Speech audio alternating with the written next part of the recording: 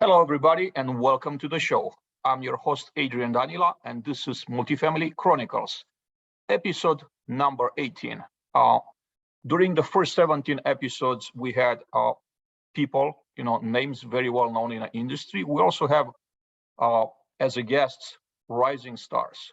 Today's guest is a rising star, Jesse Baker. Jesse is facility project manager with the Turn Company. Welcome to the show, Jesse. Thanks, Adrian. I'm glad to be here. Jesse, let's start by you telling us a little bit about your professional background and how you ended up working for the Turn Company. Yeah, so 10 years ago, I started in the industry working conventional as a sort of a junior maintenance tech. From that position, I joined the student housing industry in Bowling Green, Ohio, and worked in that area for a while.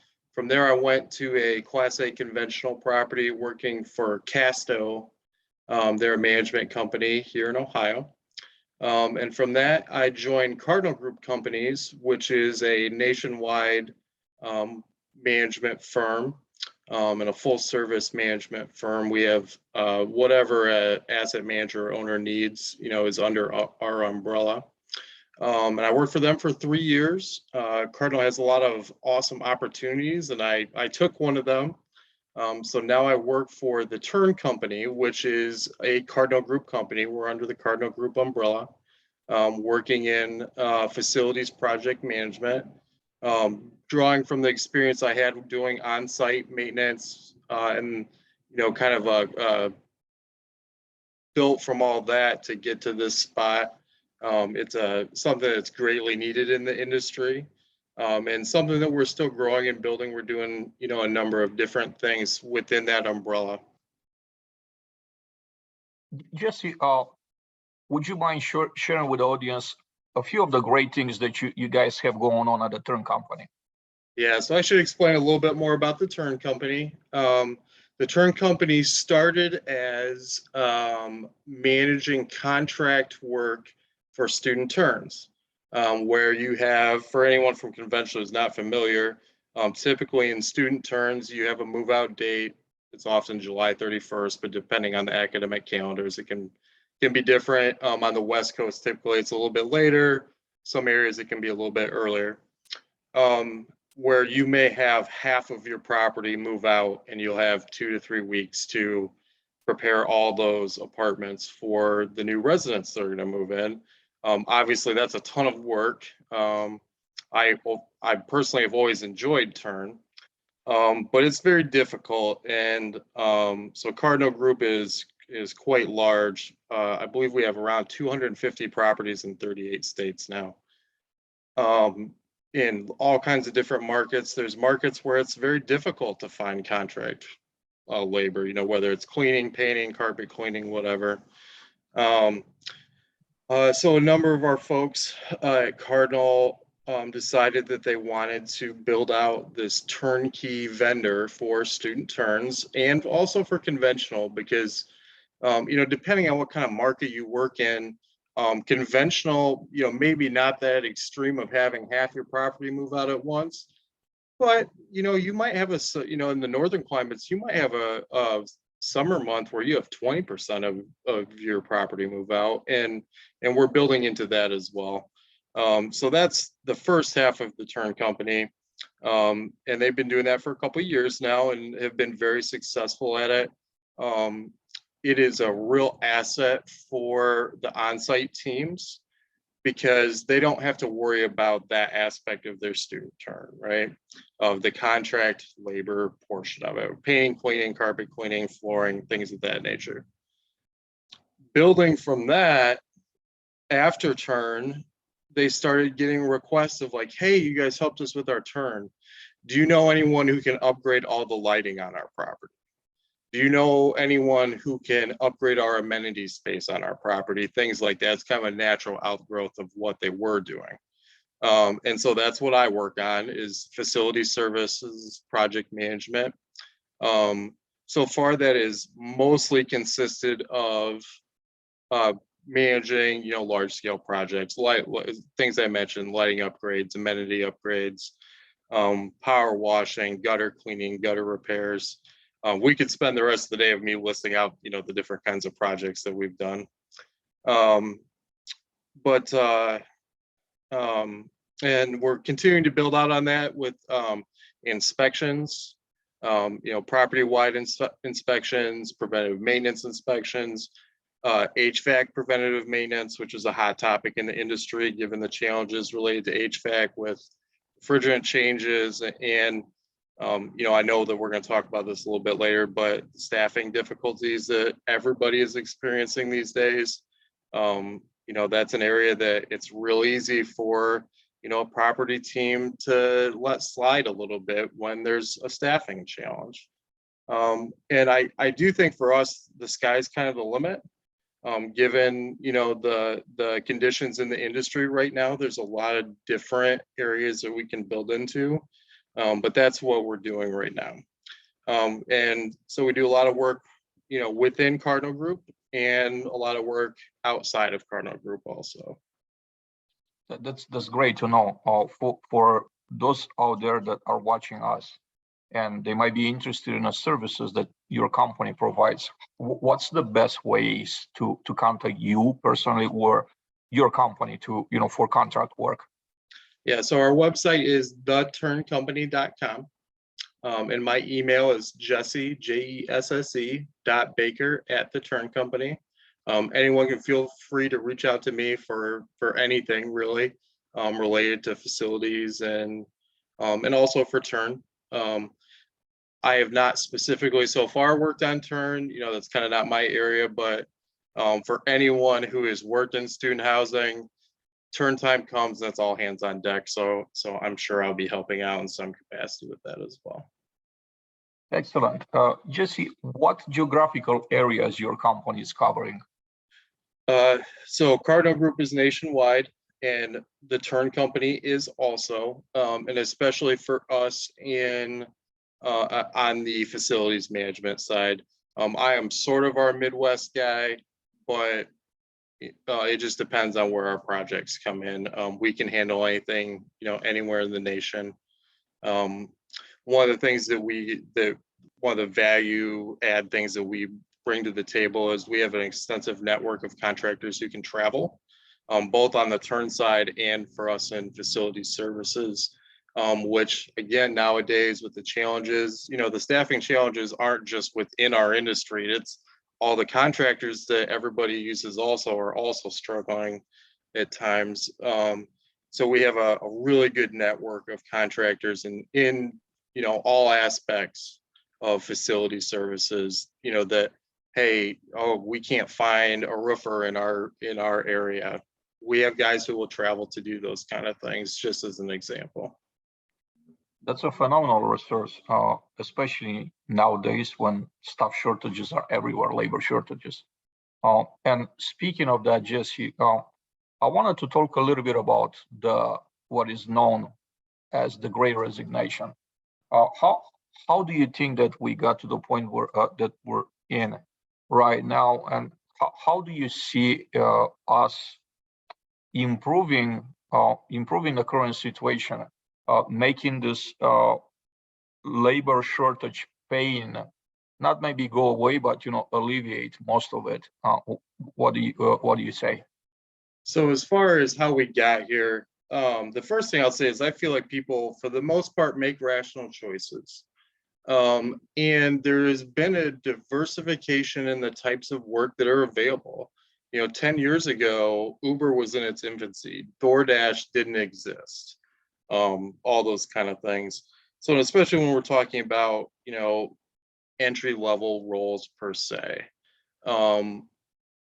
Before you didn't really have an option necessarily to be your own boss. That exists now, right?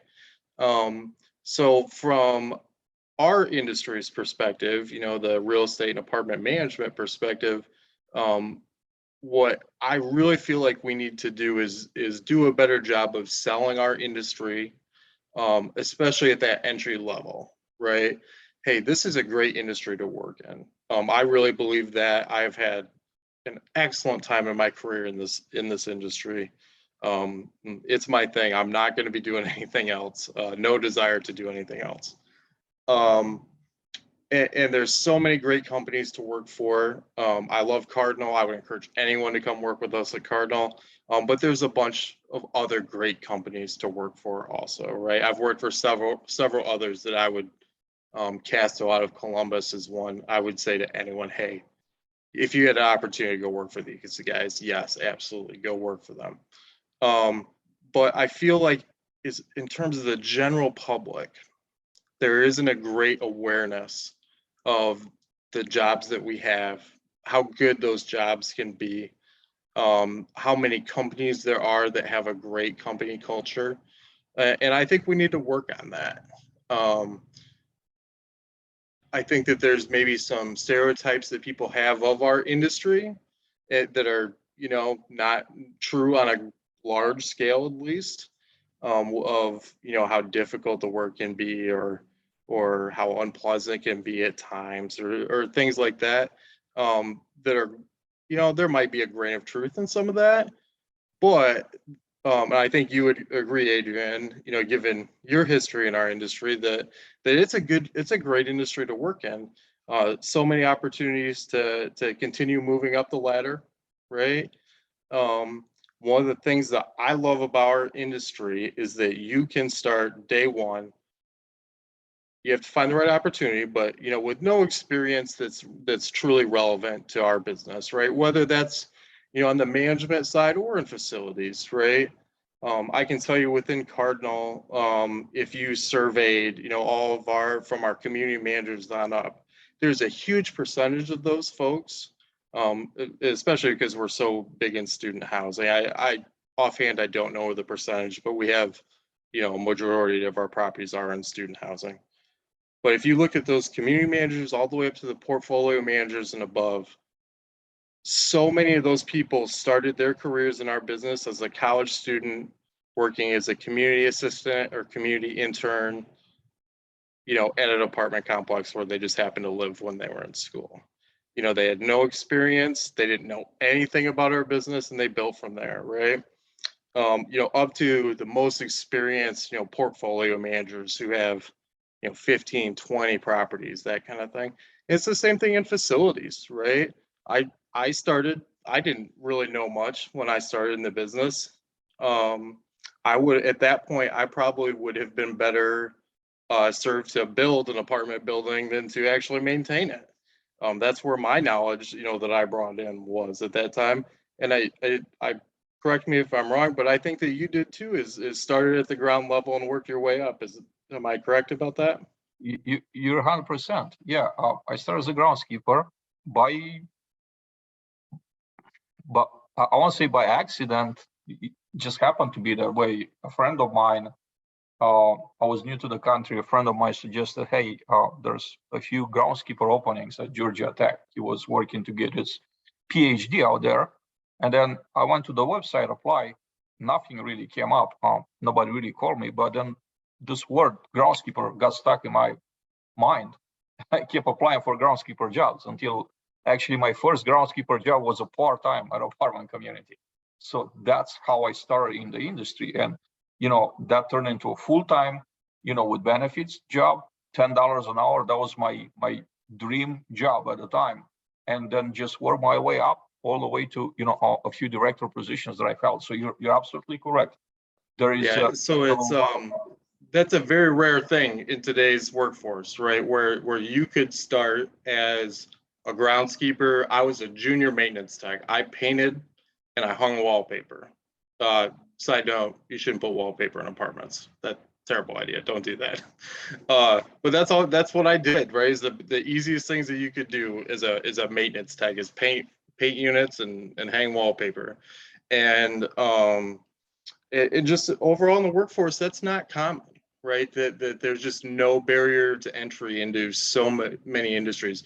A lot of industries, there are high barriers to entry just for that entry level role. It doesn't take long to look online at any social media or whatever to realize, how much of a struggle so many people have to break into certain industries, right? Even if they're well qualified. In our industry, that's not necessarily the case. Now, are you gonna have to work your way up? Absolutely. Are there going to be requirements along the way? Yes, of course, right? You and I are super familiar with what it takes on the facility side, getting an EPA card or pool certification, other types of stuff. But just to get your foot in the door, right, it's absolutely possible for almost anybody. And I think we need to do a good job of selling that, of selling, hey, you can do this. You can come work in our business, right? If you have good attitude and you're willing to work, you can find a job in our industry and then have the opportunities to move up. And, just to be honest, those two things, if you are willing to work and you're a good person, it's not that difficult to continue, making progress in your career. Obviously, it gets more difficult, the more steps that you take, there's more requirements. But one of the group facilities managers, which is kind of our highest maintenance position within Cardinal, likes to say that we want to have a path from porter to being a group facilities manager, right? We want to have that all defined out, and that should exist, and everybody should know that, right? It's like, this is what it's going to take. This is what you got to do.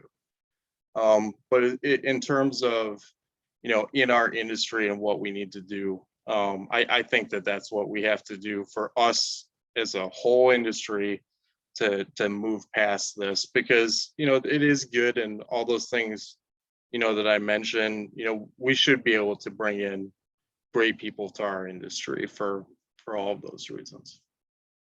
Yeah, I think we're in complete agreement right here with the ways, we should approach this particular topic. One thing that I would like to say is that it is not enough to wish that, to do it, but it's going to take a lot of time and effort for us to attract. And that brings me to attract talent. That brings me to the next question. And I wanted to ask you, Jesse, what advice would you have for anyone that wants to pursue a career in apartment maintenance? Right. So, as we just talked about, is that those very low, entry level positions, to get started, you need to have a good attitude and get out there and apply. To continue moving on from that, my number one thing is problem solving. Because when we talk about, multifamily maintenance, one of my colleagues likes to say everything's on YouTube, and he's right. But to within yourself to work on your problem solving skills, right? Because that's what it is. So much of what we do is not that complicated, right? There are some things that are a little bit more difficult, but most of it's not that, complex. But you have to be willing to think outside the box, use whatever resources you can find to deal with problems. The other thing I would say is to continue working on your people skills, because that, I feel like, is an underrated aspect of doing any kind of facilities maintenance in our business. You're going to be going in somebody's home. There's just no two ways about it. And you have to be able to deal with and relate with the people who live there. I would say too, if you were, initially coming into our business, or, making your first couple career steps in the business, is to two things: network, right? LinkedIn within your company. I've experienced so many times that, someone from corporate, not just in my current company, but every company I work for, somebody from corporate comes and half the maintenance guys disappear, right? Can't do that. Go meet those folks. There's a reason that they're in those positions. Talk to them, learn from them. When you have those opportunities, participate in whatever company activities that you have. Network as much as you can. And also to take on whatever responsibility that you can. There's always something, right? That you could take on. It's in my mind right now because we're working on this stuff. But say you're a junior maintenance tech at a property. Hey, what can I do for heating and air conditioning, preventative maintenance? Is there something I could build out for this? Things like that. And looking a little bit further, when you want to advance your career more, those are the things that make the difference at that point. You don't necessarily have to be the most technically skilled maintenance person that's ever lived to continue advancing. I'll be perfectly honest, I'm not, right? I have so many colleagues who I know are better at one aspect of property management or property maintenance, excuse me. It is the total picture of, can you solve problems? Can you deal with people? Do you have a solid network? Can you relate well with your office staff? Things of that nature. So, Jesse, we had conversations prior to this podcast, and you did mention to me that Cardinal Group has a phenomenal culture. I'd like to ask you, what are the things that matter most to you when it comes to company culture? What are the things that make a difference for you when you work for a company, culture-wise? All right. So when you talk about company culture, all companies brag about their company culture, right?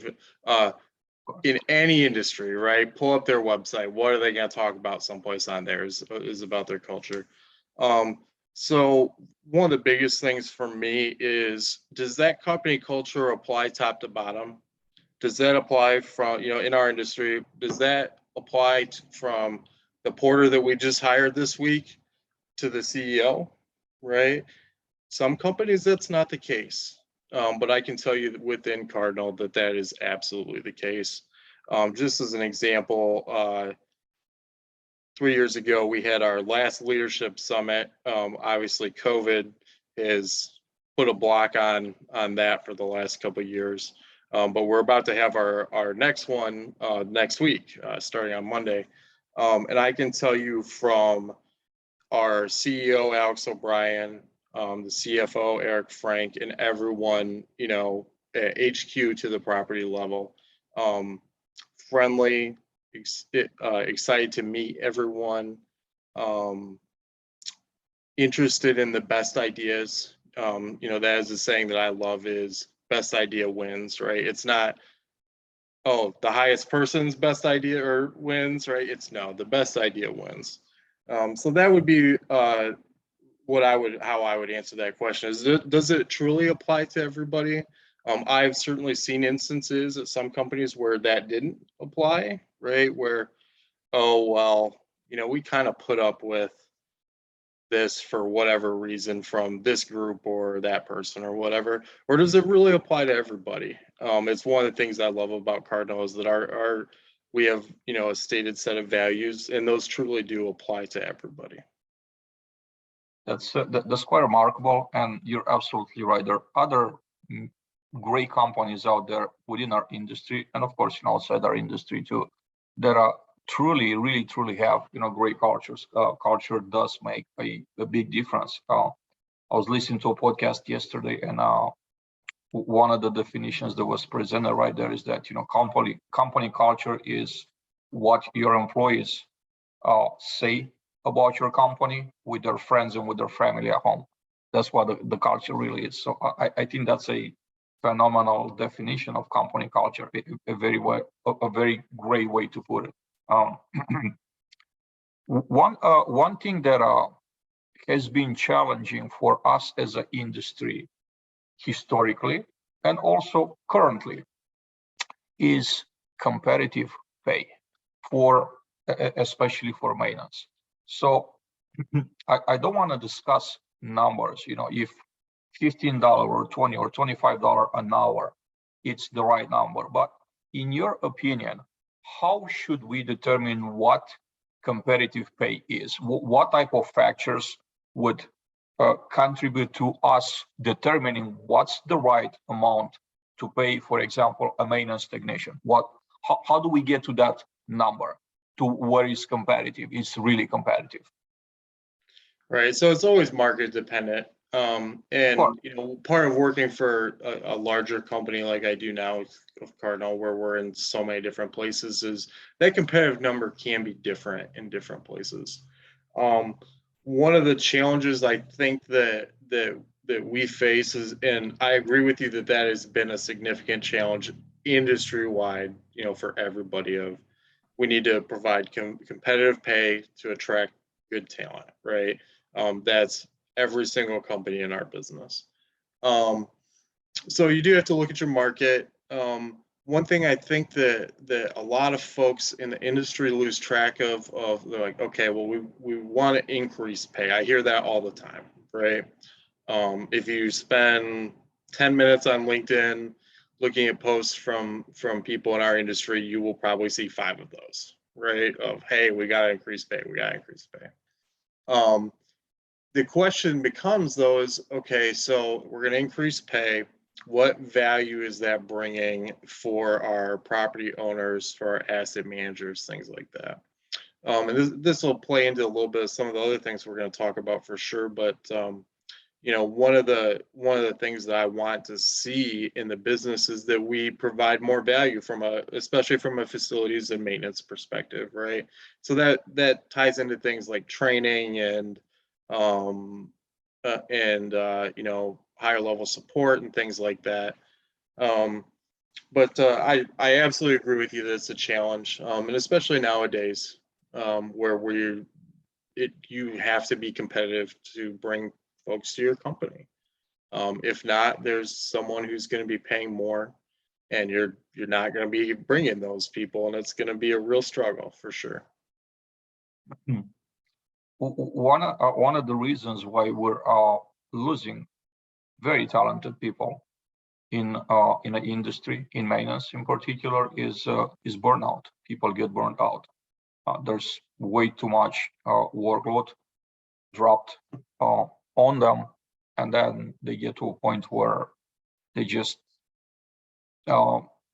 physically, mentally, they're just disconnected from, and they just want out. They literally want out.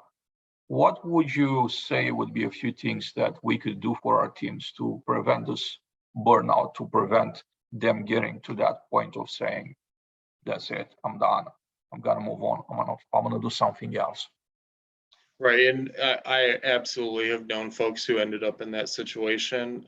Some of them changed companies, some of them left our industry, right, which always hurts my heart a little bit. I hate to see people just wholesale leave our industry. So to prevent burnout, the first thing I'm going to say is I was a maintenance supervisor, maintenance team lead for 6 or 7 years, somewhere in that range. One thing that I found is I sometimes had to make, my guys take their paid time off. There are so many maintenance team members out there who just work. They work. And then, Cardinal, for example, has a really good paid time off policy. It's like, hey, wait, how you haven't taken a day off in forever. How much do you have saved up? And like, oh, well, we've hit the cap. And it's like, well, you need to take some time off then, right? You're kind of missing out because you've hit your cap that you can have in the bank. So, on a bigger scale, I would almost like to see, that, hey, you're required to take a little bit of time off, right? Irregardless of, your property needs or your company needs or whatever. Is like, so every company has their policy. If you get this many days a year, you can carry over this many, whatever that happens to look like. Maybe one of the things that we all need to do is say, hey, employees, you need to take some time off, right? Take some time off and enjoy it, right? That's kind of like a small scale deal. I also think one thing I would love to see is better training for office staff type folks to truly understand what it's like to do maintenance in our business, because it can be very difficult. I found it extremely rewarding, but I certainly had my share of days that were next to impossible, right? And that could look like a lot of different things, for getting our community managers and regional managers and whoever that might be, a better understanding. But I know we're going to talk about call here in a minute. I really feel like there's not a great awareness industry-wide of just how miserable being on call can be, and what a dent that can put in your life. So maybe that looks like, hey, community manager, for this week, this call period, whatever that looks like, if there's a call, we're going to have you come out with your maintenance team member, whoever that is that's responding to those calls. Hey, office team members, 1 day a week, we're going to have you with whoever is the primary work order person on that day. See what it looks like to go and spend a full day going in and out of people's homes, because that can be very difficult. That can be very exhausting. For lack of a better description, if that's what your day looks like, you have to be on all day long, right? You have to be friendly, polite. You kind of don't have, your personal space. If you're in someone else's personal space, you sort of don't have your own. That can be very exhausting for folks. I think that one of the best things we can do to combat burnout is to make sure that everyone understands what that burnout looks like and what it feels like for, we're coming from the facilities and maintenance perspective, what it feels like for us. I'm sure that you have had times where it was like, boy, this is tough, right? I certainly have. You get called out in the middle of the night and walk into an apartment and there's 6 inches of water on the ground floor. That's difficult. That's really hard. And so I think that would be one of the best things that could help, right? Is to make sure that everybody truly understands, just how difficult, especially being an on-site maintenance person can be, because it can be really hard. Personally, I also found it very rewarding. I did it for a long time. But it would be not truthful to not acknowledge, that it's really hard and it does burn people out. I would also like to see the staffing improve, right? Especially given where we are as an industry right now.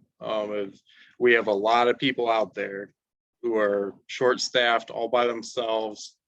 And I have a ton of faith in everybody in maintenance, right? Is I think the vast majority of people are going to try to do the very best they can, no matter the circumstance. But everybody has a limit, right? Oh, I'm alone on a 500 unit property, and I'm trying to do it all myself. Boy, you're probably going to burn out. They need to get you.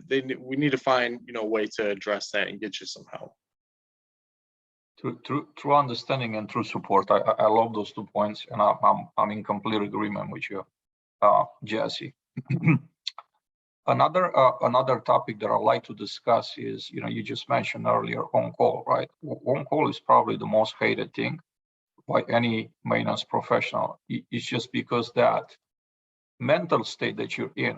I just remember the times when I was on call that literally I would come home wearing my uniforms and I would keep wearing my work clothes throughout the evening just to be ready in case the phone rings. And then when I finally decided to go to bed, I'll take my uniforms off. I'll put them, I'll have a new set next to my bed, and I'll be in a standby position mentally all the time. It's not that the phone rings nonstop, but then you can rest because you always in that state of mind that the phone is gonna ring, the phone is gonna ring, the phone is gonna ring. You can't, it's very hard for you to step out of that mindset and say, yeah, I'm on call, so what? I'm just gonna go on with my life. Any responsible maintenance person, professional that I know, it's probably having this in their mind. How to deal with just being on call with the stress. So this brings me to the next question. What do you think we could do for our guys that are on call rotation to make things better for them? Whether it's schedule, the way we approach on call, pay, compensation. What are a few things that you think we could do as an industry to make things better for them? Right. So just start right off the bat. I was on call every other week for 10 years and sometimes more. I had times that I was working solo where we had lost a staff member or whatever, and it covered, a month on my own or 2 months on my own or whatever. And that was really hard. One of the things that I wish that we could normalize to an extent in our industry is paying for on-call, right? The standard across the industry, in my opinion, is probably that, there's not overtime on call, you're making up for it later. I think that would probably be a difficult thing to change, just based on, budget certainty. I know what a priority that is, in our business for a lot of people, from the ownership on down is they do want budget certainty. So, my opinion is that's a tough area to change. I would like to see more folks get paid to be on call, right? And I actually negotiated that for myself and my team at one point. And it was a stipend, it was a certain amount per week of call, right? So how, we did week by week. So it was, if you were on call for that week, you got a certain amount of money. That worked out well, and our upper management liked that because it provides cost certainty. Was it an extra labor cost? Yes, it was, but it was a fixed amount for the year, and they can budget for that, right? Um, when you talk about regional managers, on up, asset managers, owners, I feel like most of those types of folks will at least listen, if you make a proposal like that, because it's a fixed cost, it's a certain amount. When you start introducing variables into that, and it's like, well, I think it's going to be this, that's where things become more difficult. In terms of just making on call not so bad, I was really fortunate. I've worked, my last 3 managers that I worked for on site were amazing, did everything they could to reduce how much call we had. It's been a couple jobs ago, but one company I worked for had a position they called the resident manager, and that was a resident. The gentleman there had lived on site for a long time, received a rent discount to take care of a couple things. So he took care of the pool after hours. He took care of the trash compactor after hours on the weekends, and then he answered the emergency phone. And then he would address that. So, he could go punch a toilet. If it was a more complex issue, he would call out whoever was on call from the maintenance team to address that. So that helped us a lot. Obviously, that kind of person can be difficult to find, right? Because you need someone who's just generally available. We were lucky that we had a person there that fit with their lifestyle and their schedule. But that's an idea of that might work for some communities and properties and companies also. If you have a really large site, one thing that I've noticed is a lot of these, you're talking 750, 1,000 apartments and more, kind of still staff in a traditional manner. If you have a 1,000-unit community, I would love to see a second shift maintenance team member, right? And hey, can you do work orders after 7, 8 o'clock? Probably not. There's something that can be done. Preventative maintenance, cleaning, figure it out.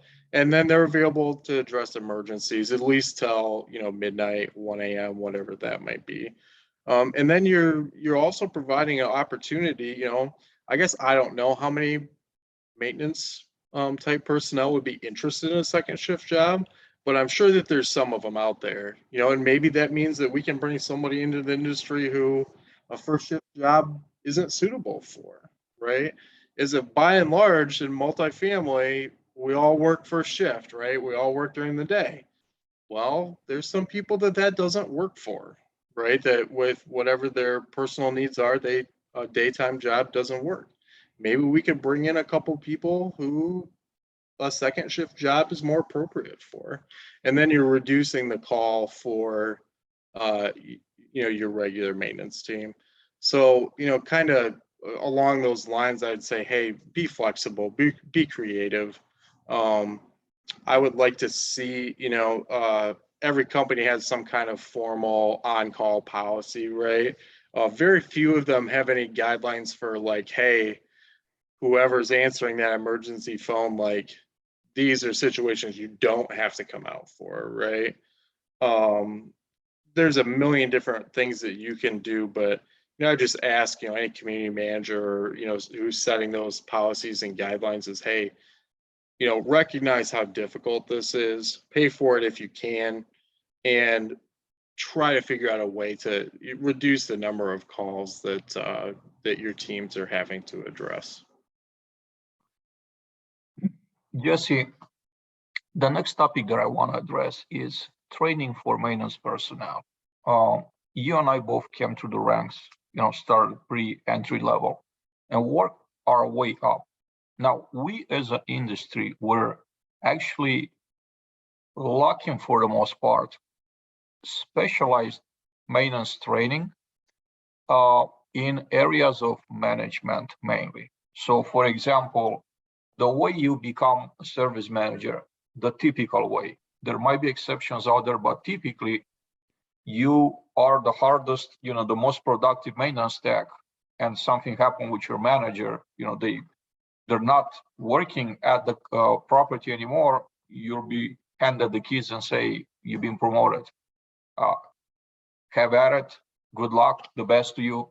And then without any type of formal management training. So when we're thinking about individuals being promoted this way, and they're given the responsibility of 50, 60, 80, $100 million assets on their hand to figure out on their own, the pressure is gigantic. I always like to make this comparison. The comparison is with money people that manage other people's money. For someone to be a wealth manager, to manage $100 million worth of somebody else's money, they will be a very successful person. Why do we think it's acceptable as an industry that we give this type of responsibility to someone with basically no formal management training? I don't know if you share, my sentiment right here or not. I'd like to hear your opinion on this and your personal experience. And then what do you think we should do better as an industry to better prepare our people to take on challenges like the one that I just mentioned, becoming a manager? Since the overlap between a service manager job and a service technician, in my opinion, it's maybe 20%. The other 80%, they're completely different jobs. They're just not the same. It's very little overlap. Yeah, I'd absolutely agree that training in our industry as a whole is lacking, right? And especially at the point that you mentioned, right? And I would add one more is, okay, so to become a maintenance supervisor, service manager, whatever the title is, right? That's a big jump.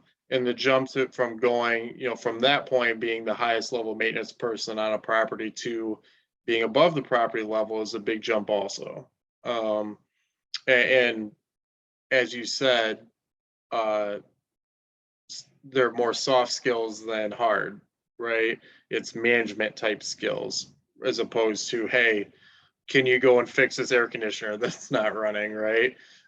That's relatively easy to teach somebody, right? You could do that in a couple hours probably.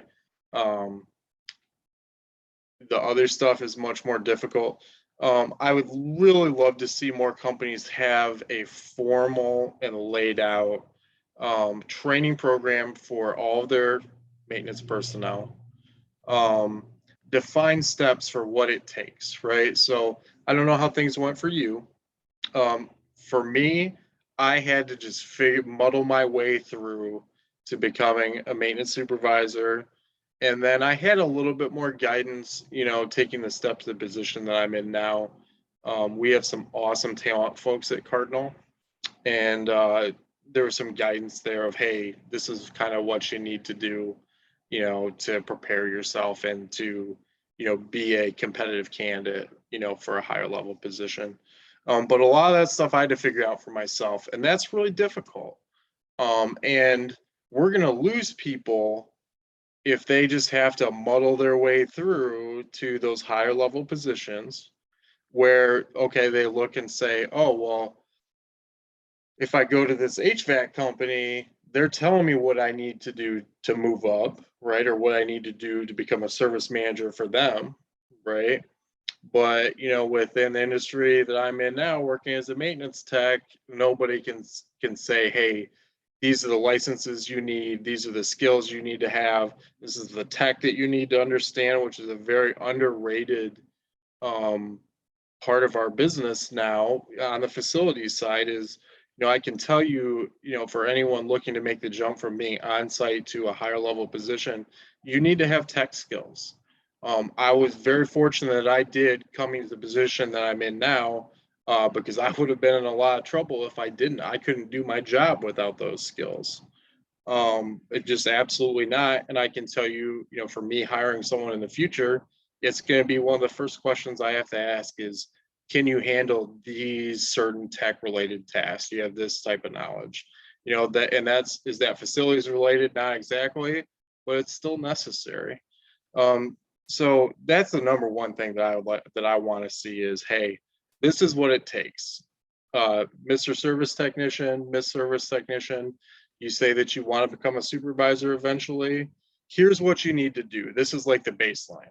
Now, obviously, that's never a guarantee. You still have to have, interviewing skills and people skills and be successful in your position.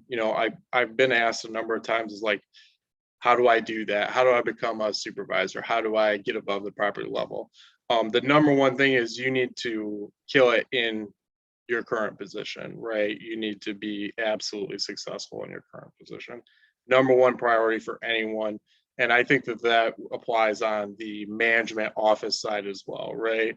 Is you need to be extremely successful at what you're doing now. I feel like sometimes folks get a little distracted, like, oh, I need to get this license, I need to take this test, right? I need to go to this conference. Those types of things. It's like, no, your main focus needs to be on really excelling in whatever position that you're currently in. But hey, there's people who don't know that, right? That hey, I want to become a maintenance supervisor. What do I need to do, right?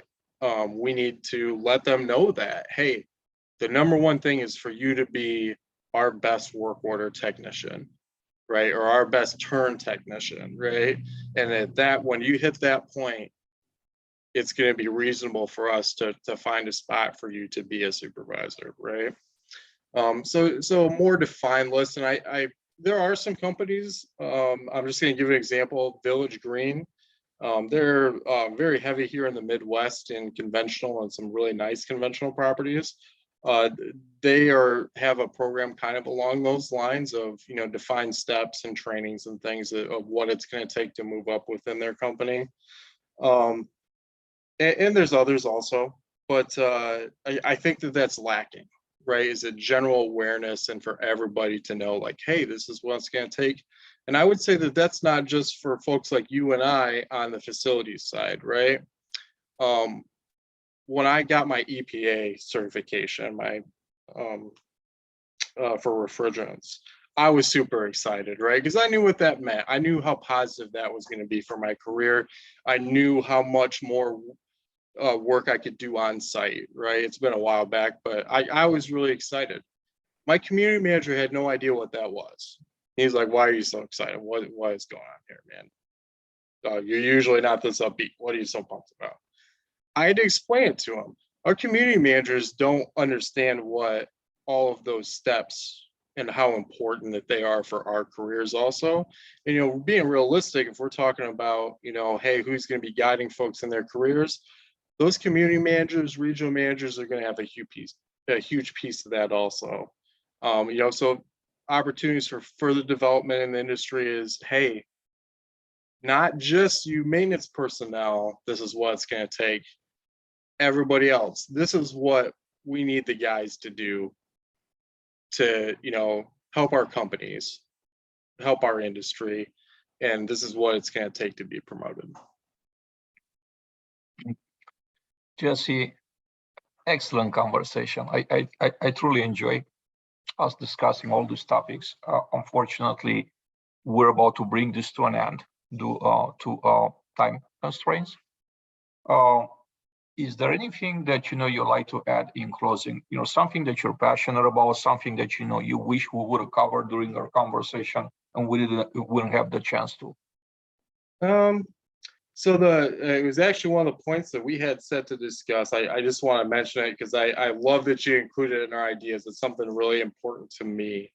And it has been important within my career. And it's one of the reasons I love Cardinal, the parent company that I work for now, and the turn company, is the upward mobility and how it contributes to employee retention. And I brought this up because I think it's a little bit of an issue for us in facilities, right? I would say as a general rule, there are probably not enough of those higher level maintenance positions, facilities positions. I think that companies that are going to be successful, looking into the future, are going to be the ones who have those things built out, who have a robust support system. And not only that, is if you want to keep high achieving folks working for your companies, they need to have at least the knowledge that there is something to strive for, right? You will lose high achieving people if they think that they've hit a dead end. And nobody wants that, right? My company doesn't want that. I guarantee your company doesn't want that. No company wants that. So just, the thought that I want to put out there is that for, all of us in the industry to keep developing those positions, make sure that our on-site staffs are newer team members are aware of those kind of things, right? Hey, there is something to shoot for. It might take me a while to get there. It might take you a while to get there. But this, there is that opportunity there. And without that upward mobility, I have known people in the industry who had to switch companies or left entirely because they felt like they had hit that ceiling. In every part of our business, IT, the management side, facilities, upper management, right? When folks feel like they've hit that point, and especially your highest achieving best folks, they're not going to stay, right? And then you've lost, some of your best people. But in particular, I think it's an issue in facilities and something we need to keep working on. Yeah, I'm in complete agreement with you. It's actually a matter of personal experience for me where I wanted to expand who I was professionally, and I experienced, hitting the ceiling. In a couple of occasions, it happened like immediately, almost like very, very fast for me. Having the realization that it's only so far that I could, go. Not necessary as far as getting a better title and better money, but just being able to expand who I am as a professional and what I could do, the type of value that I could bring to the company. If you could bring so much value, but then the sentiment that you get from your employer is that we only need a percentage of that because we just want things to be okay. We don't necessarily want, sky's the limit type of deal.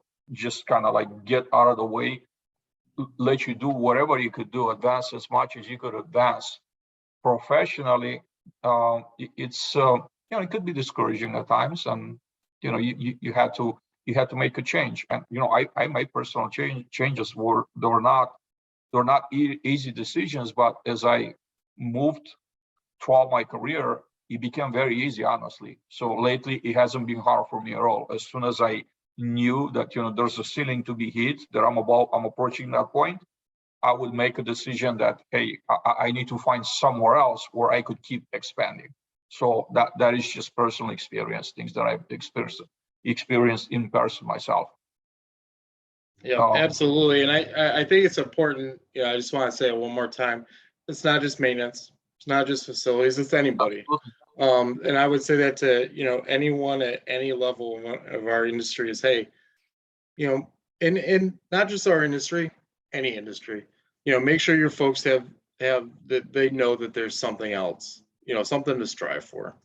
Um, um, I personally, I'll just say, you know, like if you have somebody who's in their job and they do a good job and they're happy there and they don't, you know, they don't want to take another step or go in a different direction or anything, that's fine. But it's important to recognize that there are plenty of also people out there who are like, yeah, I'm happy in my current job. I want to know what I'm going to keep working towards, right? Yep. So glad we're in. I think we're neck and neck on that. Absolute agreement. Jesse, it was a real pleasure having you on. Thank you very much for taking the time. I should share this with the audience because, you know, we're not live, obviously we're recording, and then, you know, I upload later on YouTube. You took time out of your Saturday to speak with me, which, you know, I commend you for that. That's remarkable. And I truly appreciate. It was a great conversation. I hope that we will continue to have this conversation, you know, in different ways, and maybe have you back out here in a few months for another episode. Thank you very much for coming. Yep. Thank you, Adrian. I appreciate the opportunity to come and talk with you.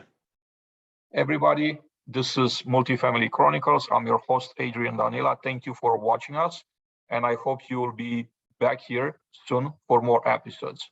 Have a great day.